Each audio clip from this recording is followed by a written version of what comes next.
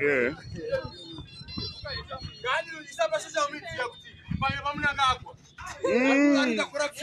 Vachita basa rekutora goridhe remunyika medu vachiisa munhu wenyika selina pamwe pamunakagwa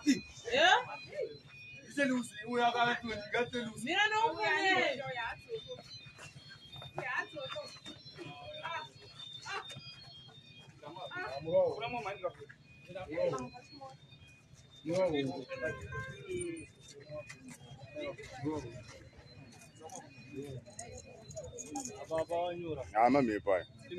I me boy. What are you doing? What is corruption, man? What is corruption? Got loose. Zimbabwe not free. Amana, can I tell you Zimbabwe about today? Of course, I'm pretty sorry. I eat as Can I tell you one Zimbabwe? Police is following Tapana. Can I tell you Zimbabwe? The Baron Sunungu Rally. Police can talk about Panama and Mimio. I'm not bad.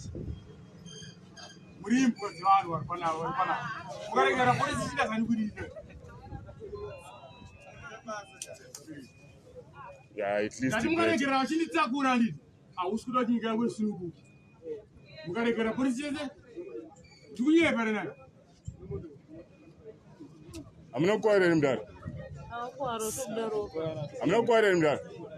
I'm not quite. Saying that social media to witness your party. At the same days was this. I thought I was at the same days was this. Ili ndikufira nyika ino yeZimbabwe.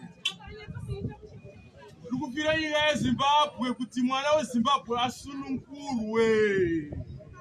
Mwari wababa ezakere kuti.